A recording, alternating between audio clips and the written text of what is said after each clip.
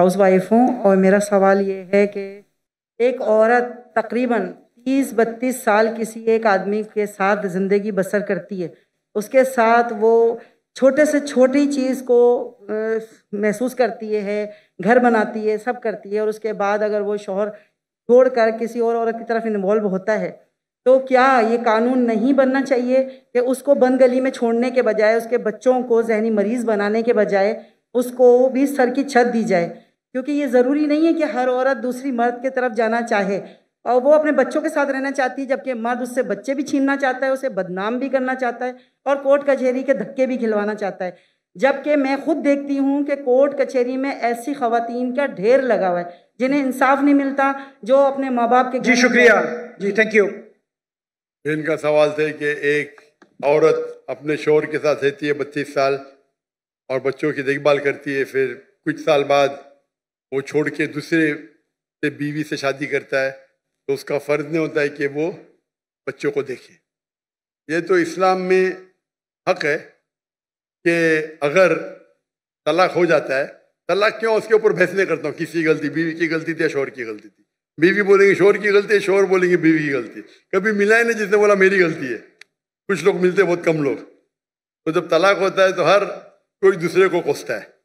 लेकिन आपने कहा कि बच्चे छूट जाते, बच्चों को कोई देखभाल करता नहीं। इस्लाम के अंदर तलाक के बाद भी बच्चों को देखभाल करने का फर्ज है शौहर का, जब तक वो बच्चे बालिग नहीं बनते।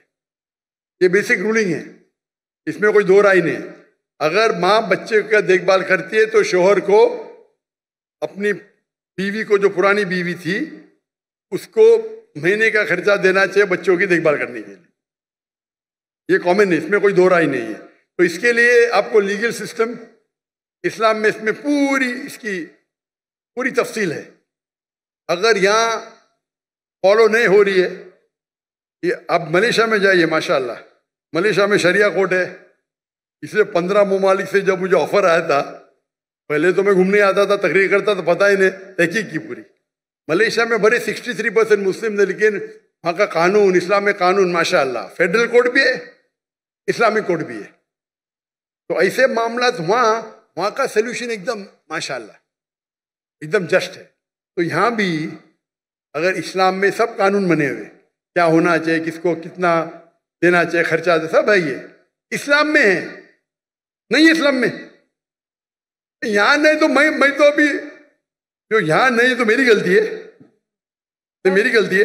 मेरा ख्याल है कि एक कानून ऐसा बनना चाहिए कि जिसके अंदर अगर औरत के साथ इस तरह का कोई मामला आता है जो उसमें बहुत लॉन्ग टाइम बाद अगर मर्द उसके साथ इस्लाम में कानून तो उसे सर की छत दे, इस्लाम में औरत को दे। बहन इस्लाम में कानून है, अभी पाकिस्तान में उसका इम्प्लीमेंट नहीं हो रहा है, तो मेरी गलती क्या?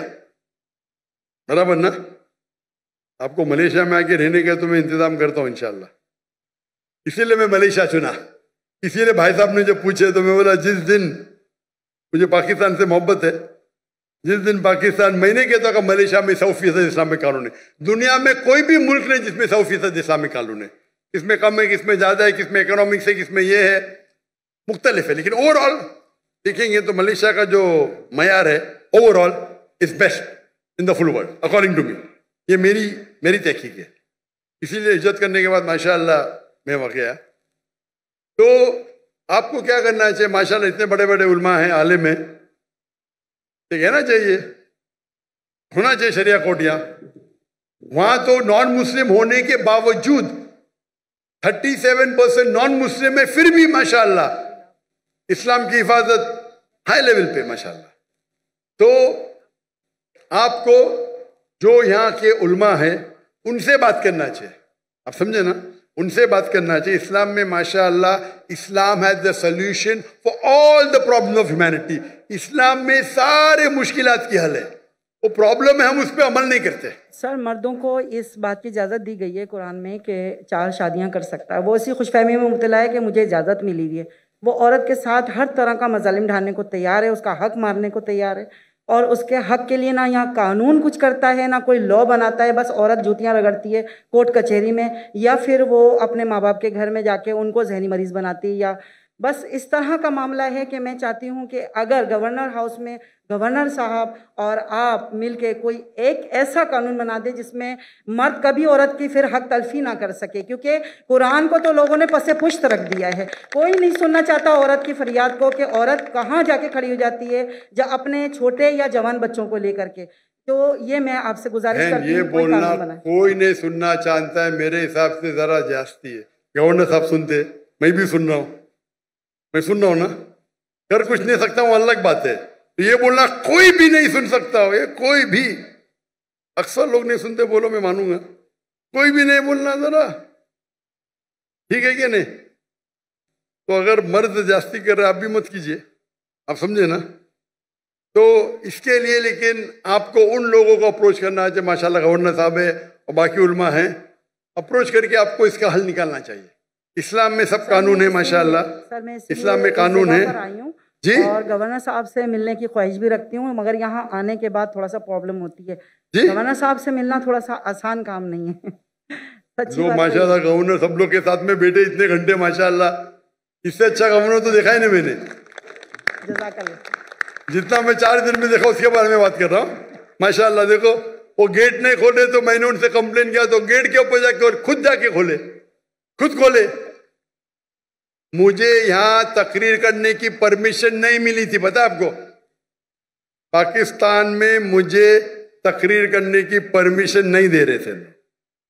वो गवर्नर साहब आए, अल्लाह उनको जज़ा खैर दे, खुल के बोल रहा हूं मैं, चाहते थे कि मैं 2000 की मजमे में ज्यादा दूं नहीं, 1000 2000,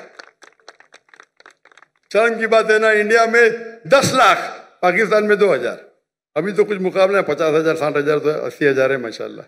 कुछ तो लगता है ना, कुछ तो नाक रह गई। ये सब ना कि मुझे चाहते थे, लेकिन आपस में इंटरनल पॉलिटिक्स है ये, तो आपको सही इंसान के पास जाके इल्तिजा करना चाहिए। और इंशाअल्लाह आपके जो मर्द हजरात भी है जो है, इंशाअल्लाह वो भी आपकी मदद करेंगे। और उम्मीद करते कि इंशाअल्लाह जो भी मुश्किलात इस पाकिस्तान में हैं अल्लाह उसे हल करे। उम्मीद है कि इंशाअल्लाह के पाकिस्तान के भाइयों और बहनों कुरान पे अमल करे, समझ के पढ़े भी। और इंशाअल्लाह उम्मीद है कि इंशाअल्लाह पाकिस्तान और पूरी दुनिया में शरीयत इंशाअल्लाह हाफिज हो। वाखिर दावाना अल्हम्दुलिल्लाह रब्बिल आलमीन।